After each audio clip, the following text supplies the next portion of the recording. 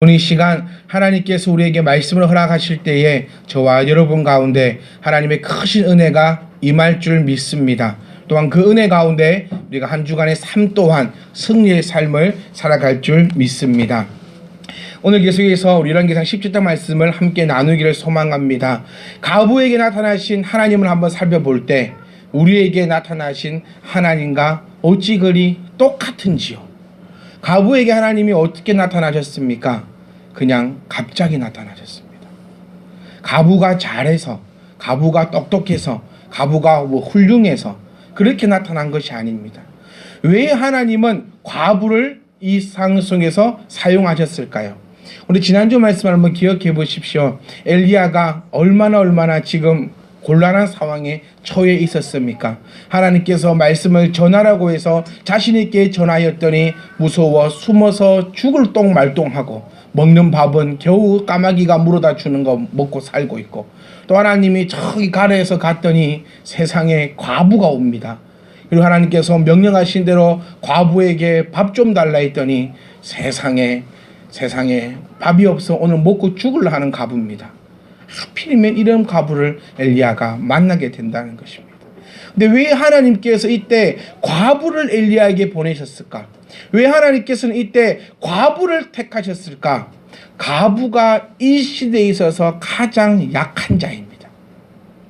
사회적으로 전혀 보장받지 못하고 사회적으로 전혀 인지받지 못하고 세상에 마을 모임이 있을 때도 그 마을 모임에도 참여할 수 없는 자가 바로 이 과부란 사실입니다. 연약하고 연약한 이 과부에게 엘리야를 통하여서 하나님이 나타나신다는 겁니다. 우리와 마찬가지 아닙니까? 우리가 잘나서 여기 있습니까? 우리가 뭐 특별한 것이 있어 하나님이 우리를 택하여 주셨습니까? 아닙니다. 연약하고 또 연약한 우리들을 오직 하나님의 그 크신 은혜로 택하여 주셨고 우리를 이 자리에 부르셨음을 기억할 수 있기를 간절히 소망합니다. 또한 하나님은 과부에게 엘리야를 통하여서 무엇을 시킵니까? 순종함을 시킨다는 겁니다. 여러분, 뭐가 순종입니까? 왜 순종이라 얘기합니까? 할 수 없는 것이기 때문에 순종이라 얘기한다는 것입니다. 엘리야는 과부에게 순종시켰습니다. 가장 귀한 거. 지금 이제 마지막 밀가루, 마지막 기름으로 떡을 만들어다가 아들하고 나눠 먹고 죽을 판에 내가 오늘 딱 나눠 먹고 죽어야겠다 딱 결심한 그 상황에 하나님께서는 너에게 가장 귀한 거, 바로 떡과 기름을, 밀가루와 기름으로 떡을 만들어 나에게 가져오라는 것입니다. 우리에게도 얼마나 많은 것을 순종시킵니까? 여러분, 오늘 여기 오실 때 정말 쉽게 오셨습니까? 아닐 겁니다. 여러분, 하나님 전에 나온 이것이 순종함이라는 것입니다. 이게 순종함입니다. 특별한 것이 순종함이 아니라 내가 오늘 일할 수 있는 날입니다. 일할 수 있는 날입니다. 그리고 집에서 편히 쉴 수 있는 날입니다. 데이트 갈 수 있는 날이고 놀러 갈 수 있는 날이고 여행 갈 수 있는 날이지만 내가 하나님의 그 명령, 주의를 지키라, 나와서 예배하라는 그 명령에 순종하러 여러분들과 저는 이 자리에 나왔다는 것입니다. 또한 공통점이 있습니다. 엘리야에게 과부가, 하나님께 과부가 순종하였더니, 그가 명령한 대로 순종하였더니 뭐가 임했느냐? 은혜가 임하였다는 것입니다. 우리 또한 하나님 앞에 순종하였더니 은혜가 임한다는 것입니다. 우리는 기억해야 합니다. 하나님께서 우리를 택하셨고 택한 백성에게 하나님께서 말씀으로 우리에게 순종함을 요구하시고 또 그 순종함을 하나님 앞에 응답할 때에 하나님께서 우리에게 은혜를 더하신다는 것입니다. 여러분은 한 주 동안 얼마나 순종하며 살아오셨습니까? 제가 여러분들에게 항상 하는 얘기가 있습니다. 기도해 볼 때 얼마까지 기도해 보았느냐? 기도 응답이 안 됩니다 라고 얘기하시는 분들에게 저는 항상 이렇게 말씀드리죠. 얼마만큼 기도해 보시고 기도 응답 안 된다고 말씀하십니까? 하나님 말씀에 순종해도 안 됩니다. 얼마만큼 순종해 보고 여러분 순종해 봐도 안 된다고 이야기하고 있습니까? 일주일 동안 살아오실 때 하나님의 말씀에 얼마나 순종하고 살아오셨습니까? 제가 아침에 일어났습니다. 아침에 일어나면 저는 저희 아이들과 꼭 뽀뽀를 합니다. 꼭 뽀뽀를 하고 사랑한다 이야기하고 또 어떤 꿈을 꾸었는지 이야기합니다. 어젯밤에는 희찬이가 무서운 꿈을 꾸었다고 얘기하더라고. 새벽에 어떤 꿈을 꾸었니? 하늘에서 사탕이 떨어지는데 너무 크대요. 그리고 하늘에서 제리가 내려오는데 너무 제리가 커서 아빠 무서워. 그리고 아침에 나서 제가 뽀뽀를 해주고 이야기를 하는데 이 아들이 한날은 엊그제 이렇게 얘기합니다. 똥냄새 안 나? 아빠 어렸을 때 똥냄새 안 나? 저희 희찬이 엄마 옆에서 웃어 죽어가고 있어요. 그 똥냄새가 어디서 나는 냄새일까요? 입냄새겠죠. 뽀뽀를 해주고 얘기를 하니까 똥냄새 나. 아빠 어디서 똥냄새가 나. 제가 결혼하고 제일 처음 느꼈던 충격이 바로 이 똥냄새였습니다. 저렇게 요정 같은 사람에게 저렇게 이쁘고 이쁜 이슬만 먹는 저 사람 입에서 왜 자고 일어나면 저런 냄새가 날까? 그래서 우리 서로가 신혼 초기에는 그 얘기도 했어요. 그 잘 때 양치질 그 치약이 있는데 그 치약으로 양치질하고 나면 아침에 입냄새가 안 난대. 그걸 사야 되나? 그러다가 지금은 일어날 때 서로 등 돌리고 일어납니다. 그러면 냄새가 안 나잖아. 마주보고 일어나지 않고 등 돌리고 일어나면 냄새가 안 납니다. 제가 왜 이 말씀을 드릴까요? 우리에게 있어서도 냄새가 난다는 겁니다. 그리스도인이라도 내가 아침에 일어나면 냄새가 난다는 겁니다. 자, 내가 하나님 앞에 순종하지 않고 내가 하나님 말씀에 붙들리지 않고 내가 기도의 삶을 살아가지 않는다면 그리스도인이라 할지라도 우리에게서는 냄새가 난다는 것입니다. 깨달아지십니까? 우리가 아무리 깨끗한 자라 하도 우리가 아무리 이쁜 자라 하더라도 우리가 아무리 멋있는 자라 할지라도 아침에 일어날 때는 입냄새 납니다. 누군지 납니다. 납니다. 미입사에 납니다. 혼자 안 난대. 납니다. 납니다. 다 납니다. 김태희도 나고 그 누구야 지금 그 가정님의 힐미 킬미에 나오는 사람 지성도 납니다. 다 납니다. 입냄새 다 납니다. 모두에게 납니다. 우리도 마찬가지입니다. 예수 안 믿는 사람들만 죄가 있고 예수 믿는 우리에게는 죄가 없을까요? 아닙니다. 정신 안 차리면 불신자하고 똑같습니다. 내가 정신 안 차리면 불신자랑 다를 바가 하나도 없다는 것입니다. 이거를 기억하십시오. 하나님께서 과부에게 나타나셨던 것처럼 우리에게도 하나님께서 나타나셨고 우리에게는 오늘도 명령하시는 바가 순종하라는 겁니다. 순종하라. 돈 아닙니다. 제발. 우리는 순종 이꼬르 돈. 그래서 순종 들으면 몸에 알레르기. 이거 아니라는 겁니다. 순종함은 오늘도 선포드린 이 말씀을 기억하고 한 주 동안 그리스도인으로 살아가는 겁니다. 양치질하고 사는 겁니다. 이게 기도하는 겁니다. 짜다시는 딴 거 아닙니다.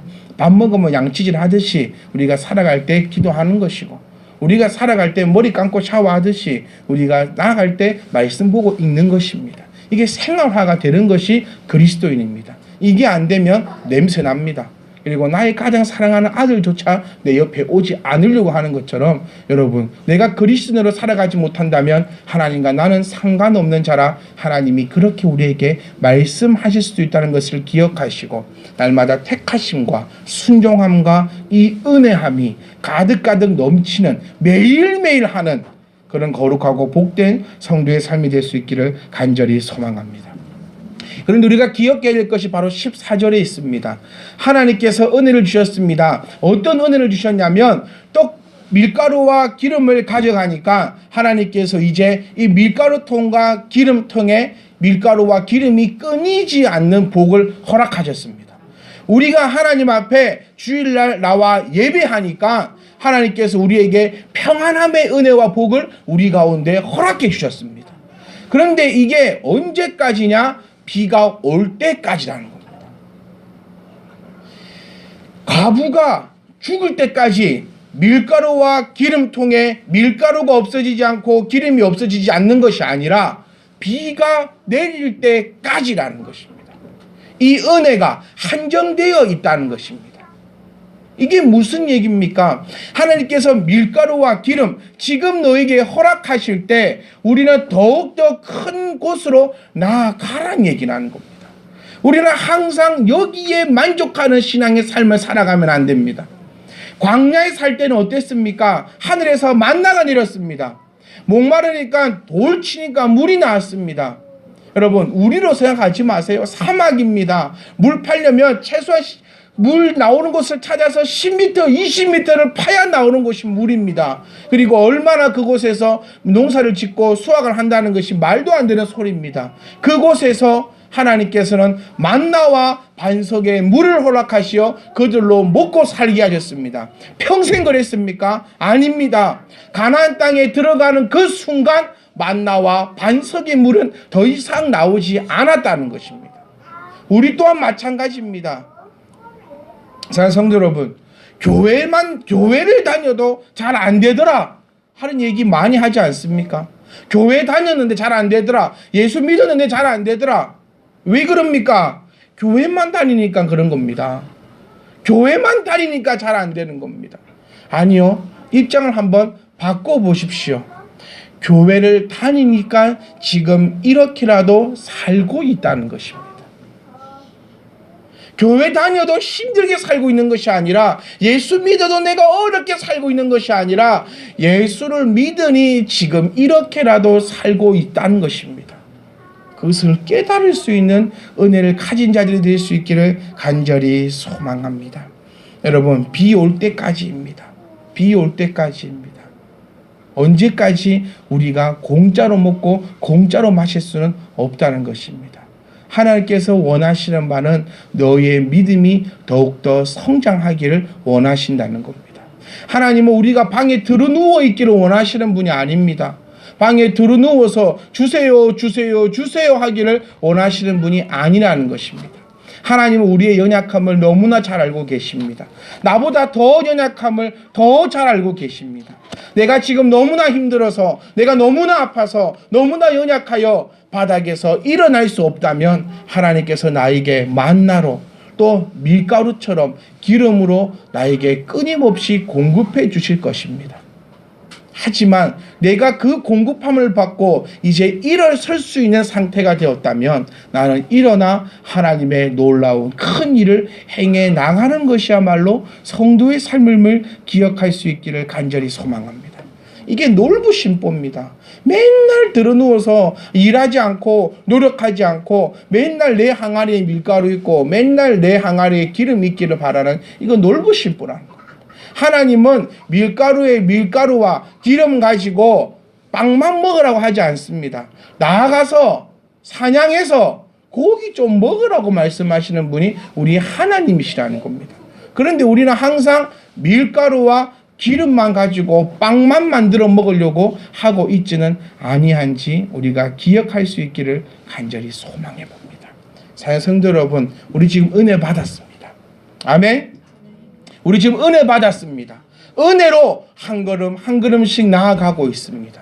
그런데 이 은혜는 고작 밀가루와 기름밖에 되지 않는다는 것입니다. 고작 밀가루와 기름밖에 되지 않습니다. 저는 욕심합니다. 저는 저와 여러분들에게 욕심함이 있습니다. 고작 이 밀가루와 기름 가지고 만족하지 말고 밀가루가 있을 때, 기름이 있을 때 내가 나아가서 더욱더 큰 역사함을 이룰 수 있기를 간절히 소망합니다. 뭐가 걱정입니까? 밀가루 있고 기름 있습니다. 쉽게 얘기하면 내가 지금 이제 내 기본적인 것은 먹고 살 걱정은 없다는 것입니다. 하나님께 나에게 은혜 주셔서 내가 지금 뭐 그리 큰 걱정이 없다는 것입니다. 이럴 때 더욱더 기도하십시오. 평안할 때 기도하십시오. 잘 될 때 순종하십시오. 은혜 충만할 때 하나님 말씀 가운데로 걸어 나가십시오.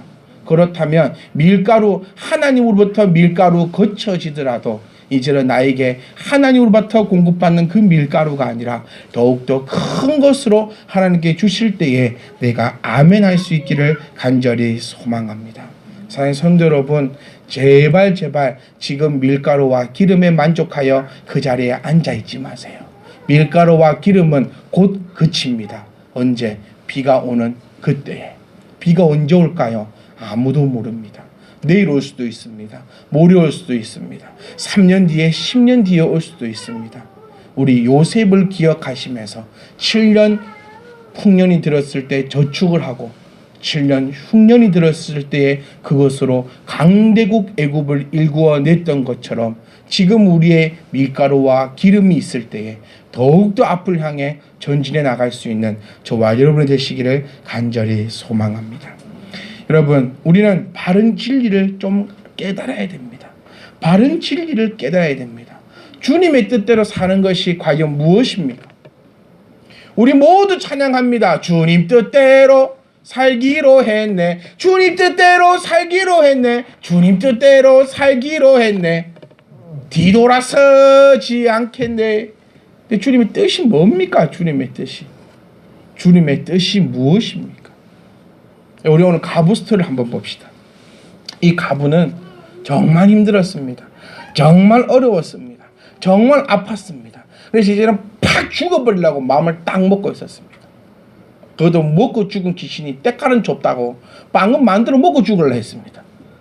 그냥 죽으라는 것이 아니라 막 죽을 것 같으면 이 옆 사람 나눠주고 죽지. 먹고 죽은 귀신 때깔은 좋다더라. 내가 딱 먹고 내 아들하고 죽어버린다 라고 딱 마음을 먹고 있는데 하나님이 나타나셔서 딱 했습니다. 그래서 하나님 멍성에 순종했습니다. 그랬더니 밀가루가 차고 넘칩니다. 기름이 차고 넘칩니다. 아이구나, 잘 됐구나, 이제 좀 잘 살겠구나 이러고 있었습니다. 그리고 그 엘리야를 자기의 다락방에 모셔놓았습니다. 그리고 이제야 좀 잘 살겠구나 싶었는데 자기 아들이 죽어봅니다. 가부에게 아들이 무엇인지 압니까? 김희찬, 가부에게 아들이 무엇인지 압니까? 가부에게 아들. 가부에게 아들은요, 전부 다입니다. 왜? 이 아들이 성장해서 여자와 결혼하게 되면 더 이상 자기는 과부의 억울함에서 풀려날 수 있습니다. 이제 해방될 수 있습니다. 왜? 이제는 아들의 밑에 있기 때문에 좀 삶이 완벽하게 풀려지진 않지만 그래도 지금보다는 훨씬 더 나은 삶을 살아갈 수 있는 사람이 과부입니다. 그래서 이 과부의 마지막 희망, 유일한 희망, 최고의 희망은 바로 이 아들이었습니다. 근데 이 아들이 또 어린아이였습니다. 우리 본문 말씀을 보시면 품에 안고 있는 아이를 엘리야가 데리고 들고 다락방에 올라갔다 10% 얘기 들어보니까 이 아이는 그렇게 크지 않은 아이입니다. 네, 이 아이가 죽어버렸습니다. 엘리야 때문입니까? 아닙니다. 교회 다녀서입니까? 아닙니다. 이 아이가 왜 이렇게 죽을 수밖에 없었느냐? 바로 우리가 마지막에 나오지만 이 모든 것이 하나님께서 예비하시고 그에게 큰 복을 주시기 위한 계획하심이었다는 것입니다. 자, 우리 본문 말씀을 보시면 이렇게 얘기합니다. 아이가 죽고 나서 18절 보시면 여인이 엘리야에게 이르되 하나님의 사람이여 당신이 나와 더불어 무슨 상관입니까? 자, 하나님을 원망합니까? 아닙니다. 우리가 이 구절을 잘못 보면 지금 과부는 하나님을 원망하고 엘리야를 원망한다고 보일 수 있는데 사실 그것이 아니라 하나님을 의지하는 것입니다. 자, 뭐라 부릅니까? 하나님의 사람이여 라고 부릅니다. 자, 한글로는 표현이 안 되는데 원어상의 문장을 보시면 하나님의 사람이여 이 말은 하나님의 선지자로, 하나님의 사람으로, 하나님의 특별한 것으로 완전히 믿고 의지하는 표현이라는 것입니다. 그러니까 다시 말하면 이겁니다. 지금 내 아들이 죽었는데 지금 하나님의 사람이 내 집에 있으니 나는 괜찮을 것이다. 하나님의 사람이여 나를 도와주소서라는 원망이 아니라 하나님을 의지하는 그 모습이라는 것입니다.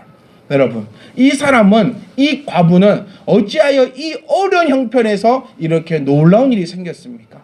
만약에 이가 엘리야를 모셔놓지 않았다면, 하나님을 신뢰하지 않았다면 이 아들은 죽어 없어졌을 것입니다. 자, 내가 예수를 믿던 교회를 다니든 이러든 저러든 이미 사건은 일어날 것입니다. 일어납니다. 교회 다니면 많이 먹어도 살 안 찝니까? 교회 다녀도 많이 먹고 살 찌고 교회 안 다녀도 많이 먹으면 살 찝니다. 교회 다녀도 가다가 넘어지면 코 깨지고 교회 안 다녀도 가다가 넘어지면 코 깨집니다. 그런데 교회에 다니고 가다가 코 깨지니 하나님이 그 코를 치유해 주신다는 겁니다. 일어났습니다. 만약에 과부의 집에 엘리야가 없었다면 이 작은 아이, 이 어린아이는 그야말로 죽었겠죠. 그런데 엘리야는 하나님의 사람을 하나님의 집에 모셨습니다. 우린 여기 기록되는 거 보면 엘리야가 지금 어디 방에 있냐면 다락방에 있습니다.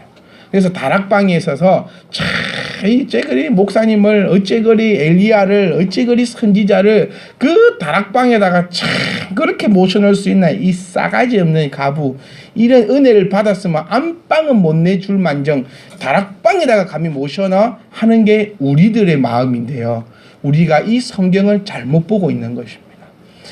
다락, 지금 이 시대의 다락, 아니 지금도 이 나라의 다락은 어떤 다락이냐면 그 집에서 가장 넓고 가장 좋고 가장 환경이 뛰어난 곳이 바로 다락방입니다. 자, 지붕 밑에 바로 밑에 있는 집입니다.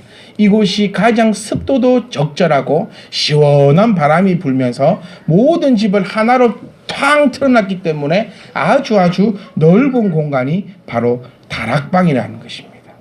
이 다락방에 지금 엘리야를 모신 것입니다.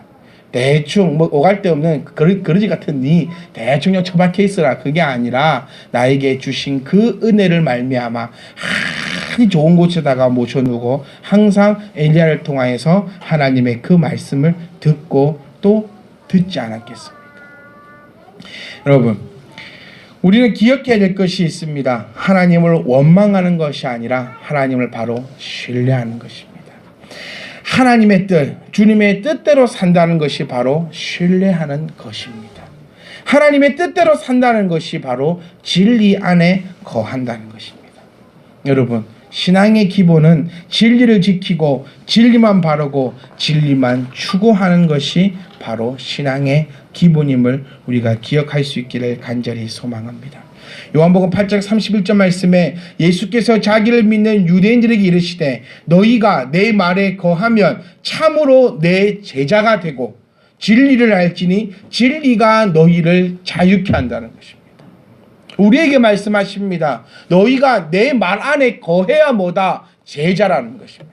교회 다닌다고 다 제자가 아니라 내 말 안에 거하는 자가 제자가 되고, 이 제자가 돼서 끝이 아니라 진리를 알아야 되는데 이 진리가 너희를 자유케 하리라 라고 우리에게 말씀해 주고 있다는 것입니다. 과연 이 진리가 무엇입니까? 이 진리를 우리는 얼마나 알고 얼마나 진리를 쫓아 나가고 있습니까? 아니요. 진리를 알려고 여러분 얼마나 노력은 하고 계십니까? 제가 엊그전에 제 차 시동이 잘 안 걸립니다, 요즘에. 그래서 예약을 하고 광천동에 있는 서비스 센터에 차를 맡겼습니다. 그리고 다음날 아침 일찍 일어나 버스를 타고 그까지 가는데 앞불싸 시간도 잘못 맞췄지 출근 시간이었습니다. 그리고 앞불싸 눈이 조금 내리더니 15분 만에 갈 거리를 1시간 이상 갔습니다. 야, 덥고 덥대요. 진짜 덥대요. 아무래도 열만은 제가 맨 뒤에 앉아서 있으니 더워서 빨빨빨 하는데 제 옆에 한 아주머니가 앉으셨는데 차를 탄과 동시에 시작해서 종이를 부시럭부시럭 꺼내서 그 종이를 계속 보는 거예요. 그래서 견눈질로 요렇게 보니까 아주 큰 글자로 보입니다. 무단 복사, 무단 도용 금지. 요렇게 계속 끊는 줄로 봤습니다. 아우, 신천지시더라고요. 아우. 그런데 얼마나 열심히 공부하시는지 종이를 했다가 주문을 외워쳤다가 눈을 감고 했다가 또 책을 꺼내서 하는데 주변은 경계합니다. 혹시 자기를 볼까봐. 그럼 저는 경계를 이렇게 그래 이긴 자 그래 그 나무 열매 있네. 포도나무 그래 밑에 뿌리 있구만. 진리를 모르고 진리를 모르는 사람들이 이렇게 열심히 합니다. 여러분 어떻습니까? 궁금합니다. 공항 한번 가보십시오. 공항 가면요 기도실이 있습니다. 우리 기도하라고 만들어 놓은 것 같지요? 아닙니다. 무슬림들 기도하라고 만들어 놨습니다. 그 사람들은 시간 맞춰서 딱딱 기도합니다. 참된 진리를 알고 있다고 주장하시는 여러분들은 어떠하십니까? 정말 궁금합니다. 버스 타면서 여러분 성경책 하나라도 들고 타십니까? 아니요. 성경책까지는 안 바랍니다. 설교 이렇게 노트 한 거라도 갖고 타십니까? 아닙니다. 우리는 버스 타서 혹시 함께 유행가를 흥얼거리고 있지는 않습니까? 아니면 버스 타서 함께 옆 사람을 쭉 밀치거나 있지 않습니까? 그런데 비진리적인 그 사람들도 앉아서 1시간 이상 버스에서 책 보면 머리 깨집니다. 보통 아픈 게 아니잖아요. 그런데도 그분들은 거기서 그렇게 열심히 보고 암송하고 외우고 얼마나 많이 봤으면 공치기 너덜너덜 합니다. 여러분들은 어떻습니까? 어제 들은 설교 오늘 안 듣습니다. 왜? 기억은 안 나도 들었을게. 기억은 안 나지만 했다는 거예요. 그렇게 하면 안 된다. 진리를 알아야 그 진리가 우리를 자유케 합니다. 여러분 되도 않는 자신감 가지지 마십시오. 이 되지도 않는 자신감입니다. 여러분 교회 주일을 한번 딱 출석. 나는 이단 아니고 나는 건강한 교회 출석 딱 진리를 알았네. 자유 끝. 자신감 가지지 마십시오. 진리를 알아야 되고 이 진리가 우리를 영원히 자유케 할 줄 믿을 수 있기를 간절히 소망합니다. 이 진리가 이제 마지막입니다. 진리가 무엇입니까? 바로 역사함이 있어야 신앙생활을 할 수 있다는 것입니다. 우리는 성도입니다. 우리 하나님의 백성들입니다. 자, 여러분께 묻고 싶습니다. 하나님의 백성이다. 하나님의 자녀들이다. 하나님이 내 아버지다라고 주장하면서 하나님으로부터 얼마나 많은 것을 받고 살아가고 계십니까? 과부 보십시오. 맨 마지막 말씀 제가 읽어드리겠습니다. 여인이 엘리야에게 이르되 내가 이제야 당신은 하나님의 사람이시요 당신의 입에 있는 여호와의 말씀이 진실한 줄 아노라. 엘리야에게 이렇게 얘기합니다. 그럼 예전에 말했던 거는 분명히 아들이 죽었을 때 하나님의 사람이야 얘기해놓고 아들을 살리고 나니 이제야 당신이 진실로 하나님의 사람이다라고 또 고백한다는 것입니다. 신앙생활 여러분 재미없습니까? 재미없는 사람의 공통점은요, 하나님으로부터 응답이 없는 사람은 재미없습니다. 얼마나 재미없겠습니까? 여러분 미치고 돌아쁩니다. 이거 한 시간 동안 앉아있으려면 하나님의 은혜도 없고 기도해봐도 응답도 없고 남들은 한다는데 나는 도대체 뭘 하는 거. 이리 되면 신앙생활 못합니다. 근데 어떤 사람이 신납니까? 말씀을 들으니 그 말씀이 귀에 들리고 막 집에 가면 말씀이 막 살아 움직이면서 막 됩니다. 왠지 모르게 되고 막 주여 부르면 왜 대답하고 막 하면 다 됩니다. 이분들은 신앙생활이 너무너무 재밌다는 것입니다. 그래서 신앙의 기본입니다. 신앙의 기본은 역사를 체험해야 합니다. 이게 신앙의 기본입니다. 여러분 하나님을 바르게 찾으면 진리 안에 속해 있으면 진리 안에 있다면 하나님의 말씀이 내 안에서 오늘 살아 움직일 줄 믿으시기 원합니다. 그리고 일주일 동안 살아오시면서 하나님의 이 역사를 체험하셔야 합니다. 이게 성도입니다. 이게 신앙입니다. 이게 신앙의 기본입니다. 아무것도 없이 때리 믿어라, 그냥 믿어라, 그냥 믿어라, 그냥 믿어라, 이게 아닙니다. 믿는데 믿으면 뭐 된다? 역사함이 일어난다. 역사가 있어야 신앙생활하고 신앙생활해야 역사가 일어나고 역사가 있어야 신앙생활하고 신앙해야 이게 이렇게 왔다리 갔다리 된다는 겁니다. 그런데 신앙생활을 했는데 역사가 없으면 신앙생활에 재미가 없으니 역사가 없고 역사가 없으면 또 재미가 없고 재미가 없으니 역사가 안 된다는 겁니다. 사랑하는 성도 여러분, 우리가 하나님의 말씀을 기억하시고 순종하시어 그 은혜 가운데 날마다 역사함을 가지고 나갈 수 있기를 간절히 소망합니다. 제가 하고 싶은 말은 많은데 시간이 없습니다. 여러분 오늘 기억하십시다. 꼭 기억하십시다. 무엇을? 하나님께서 과부에게 주셨던 그 은혜를, 그리고 과부를 통하여서 하나님이 나타내시는 그 역사함을, 또한 과부가 이 하나님의 역사함을 체험하고 난 뒤부터는 신앙생활이 얼마나 즐거웠겠습니까? 사랑하는 성도 여러분, 오늘도 주님 말씀 가운데 한 걸음씩 더 나아가십시오. 그리고 말씀을 붙잡으십시오. 그리고 순종하십시오. 그러면 내가 생각지도 못한 그 크신 은혜를 하나님께서 우리 가운데 부어주실 것입니다.